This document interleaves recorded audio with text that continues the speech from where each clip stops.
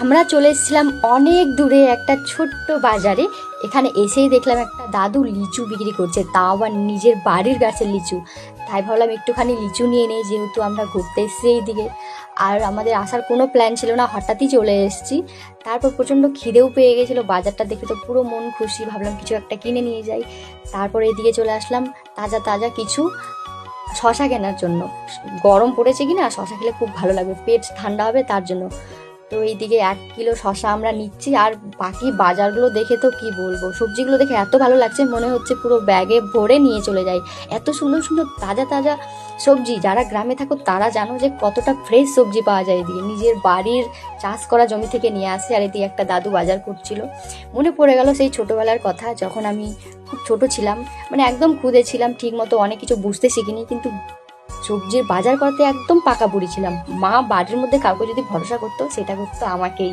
মা এখনও বলে, তোর কি মনে পড়ে ছোটোবেলার সেই কথাগুলো, যে 50 টাকা দিতাম আর ব্যাগ ভর্তি করে পুরো বাজার করে নিয়ে আসতিস? আমি বলতাম, হ্যাঁ মা, কেন মনে পড়বে না।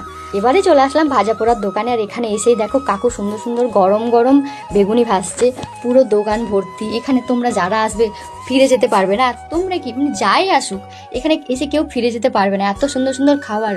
যদিও এসব ফাস্টফুড খাওয়া ভালো না, কিন্তু কি করবো, খাই তো না, মাঝে সাঝে তো খেতেই পারি নাকি।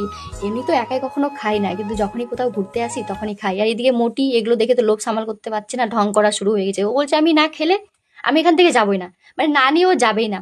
তার জন্য এখানে বেগুনি নিয়ে নিলাম কয়েকটা, ব্রেড নিয়ে নিলাম, আর নিয়ে নিলাম 100 গ্রাম পেঁয়াজি আর 12 ভাজা। এত কিছু, হ্যাঁ ভাই এত কিছু, যখন খাবো তো খেয়েই মরবো। একটু নিলে তো হয় না, মনে হচ্ছে সবগুলোই নিয়ে নিই। আর বান্ধবীর কিন্তু এখানে আরও অনেক কিছু নেওয়ার ইচ্ছে ছিল, যেহেতু আমি ভেজ খাই, তার জন্য সবগুলো ভেজের আইটেমই নিয়েছি আমরা। তারপর সব নিয়ে এবার আমাদের যাওয়ার পালা, দূরে গিয়ে কোথাও বসে খাবো। আর অনেকক্ষণ হয়ে গেছে, আমাদের প্রায় 2 ঘন্টা হয়ে গেছে।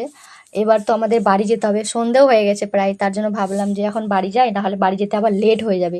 আর এদিকে বান্ধবী ছবি তুলছিল, যেহেতু কোথাও এসছি আর কোনো ছবি তোলাই হয়নি আমাদের। আমি তো এদিকে ভিডিও করতে ব্যস্ত, তার জন্য বান্ধবীকে বললাম তুই ফটো তুল।